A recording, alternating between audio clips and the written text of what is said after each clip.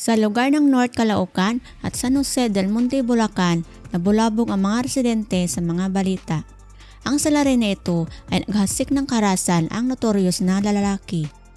Pero bago ko simulan, maraming salamat po sa inyo sa patuloy niyong pagsuporta at panonood, pag-subscribe sa ating YouTube channel na Tagalog Crime Scene.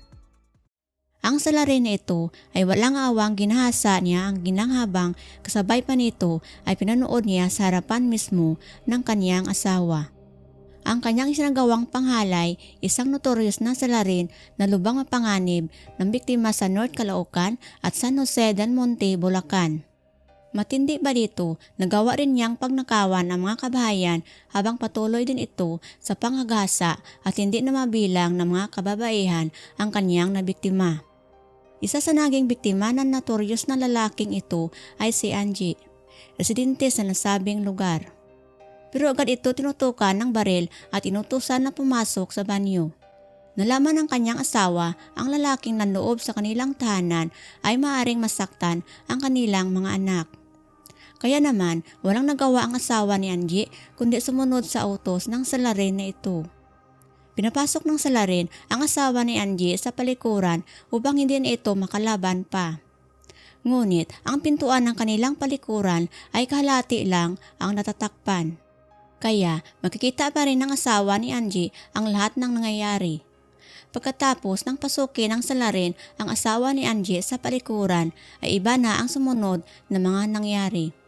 Pinagbantaan ng salarin si Angie na sumunod sa lahat na sasabihin nito upang walang mangyari sa kanyang mga anak.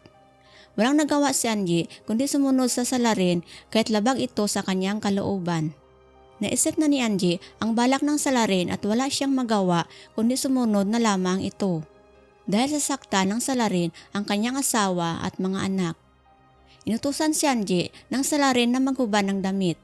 Habang tinatanggal niya ang kanyang damit, wala na siyang nagawa kundi umayak na lamang sa takot.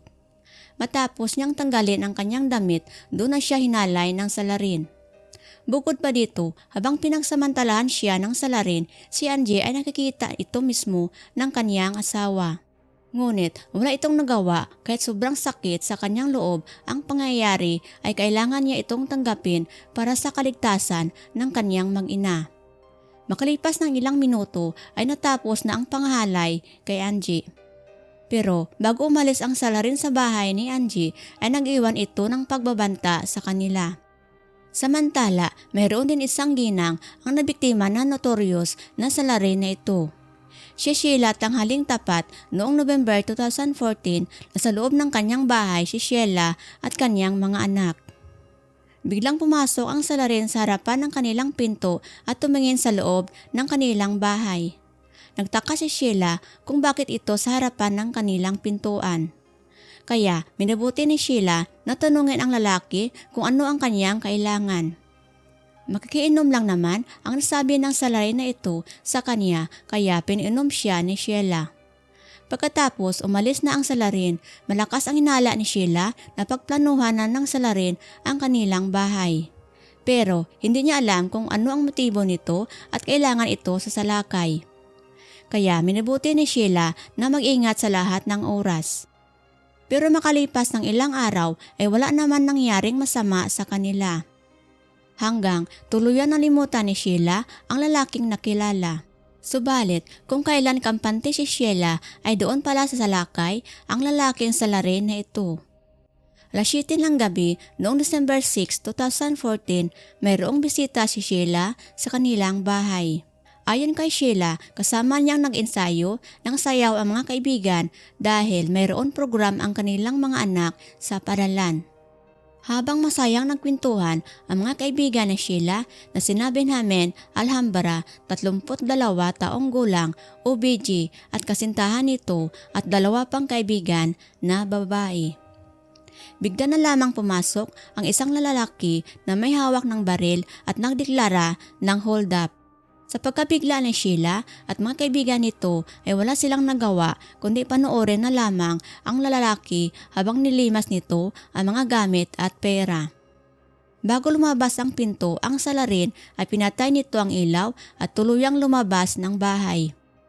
Matapos tumakas ng salarin, si Sheila ay umakyat sa taas ng kanilang bahay at mga bisita naman niya ay umalis na rin at sa likod ng bahay dumaan. Tanging si BJ na lamang ang naiwan sa loob ng bahay dahil sinilip nito ang salarin kung tuluyan na itong umalis. Ngunit sa pagsilip ni BJ ay nandoon pa ang salarin kaya kinuha ni BJ ang baseball bat at pinalo sa ulo ang salarin. Subalit sa paghampas ni BJ sa ulo ng salarin ay bigla itong napaputok ng barel ng 4 na sunod. Matapos ng paputok ng barel ang salarin ay muling sinilip ni Sheila si BJ. Subalit nagulat siya sa kanyang nakita. Mabilis bumaba si Sheila sa kanilang bahay upang silipin si BJ. Ngunit laking gulat niya nang makita ang katawan ni BJ na wala ng buhay at may tama ng baril. Bumalik ang mga kaibigan ni Sheila para tingnan kung ano ang nangyari kay BJ. Subalit nadatnan nila itong wala ng buhay kaya naman sumigaw sila at humingi ng tulong sa mga kapitbahay. Sa isinanggawang pagsusuri sa katawan ng biktima, matinding tama ng baril sa iba't ibang bahaging katawan ang naging sanhi tuluyang pagkasawi ng biktima na si BJ. Sa mga impormasyon na kuha ng mga pulis, malakas ang hinala nila na pumunta sa ospital ang salarin. Ito ay para magpagamot dahil sa sugat na kuha niya sa paghampas ni BJ sa ulo nito. Kaya naman, mabilis pinuntahan ng mga pulis ang mga ospital malapit sa pinangyarihan ng krimen. Pero bigo sila makita ang salarin.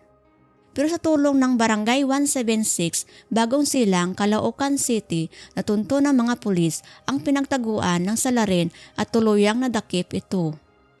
Ayon sa pulisya, alas 6 ng umaga ay pinuntahan na nila ang kinaroroonan ng salarin. Sinama na rin ng mga pulis ang mga biktima eksakto dahil nakita nila ang salarin paalis ng lugar. Kinilala ang salarin na ito na si Albert Biol, 42 taong gulang. Sa paghuli ng salarin na ito, nakita rin ng mga pulis ang baril na ginamit nito para sa mga biktima.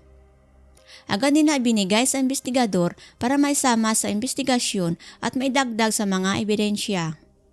Sa pagkakahuli sa salarin na ito, lumabas lahat ang kanyang nabiktima. Dumagsa sa police station ang mga biktima ni Albert Biol. Sobrang nagalit ito nang malaman nila na si Albert Biol ang salarin sa mga nangyayaring krimen. Sinampahan ng mga patong-patong na kaso, kaugnay ng pagnanakaw, pagpaslang, pangagahasa ang salarin na si Albert Biol. Nakakulong si Albert Biol sa Caloocan City Jail, habang dinidindig ng piskal ang kaniyang kaso. Noong February 10, 2018 ay nagpaplano pala si Albert Biol na tumakas kasama ang mga 6 pa na mga bilanggo. Bukod pa dito ay naging marahas ang mga grupo ni Albert Biol, pati ang jail guard na nagbabantay sa kanila ay kanilang pinagtulungan bugbugin. Sa pangyayaring iyon, pinigilan ng mga pulis ang mga 6 na bilanggo na tumakas sa kulungan. Pero habang nangyayari ang pagkabugbog sa jail guard ay sinamantala naman ni Albert Biol ang pagkakataon para makatakas sa kulungan. Mag-isang nakatakas si Albert Biol at lumipas na ilang buwan ay hindi pa rin siya nadadakip ng mga pulis. Pero hindi naman tumigil sa paghahanap ang mga pulis at gumawa sila ng paraan para mahuli si Albert Biol. Ginamit nila ang social media para mabilis ipakalat ang mga impormasyon ng salarin at palalahanan ang mga mamayan at mga taong nasa paligid nito. Makalipas ng 5 buwan, muli nakatanggap ng impormasyon ang Caloocan Police sa kinaroonan ng salarin na ito na si Albert Biol.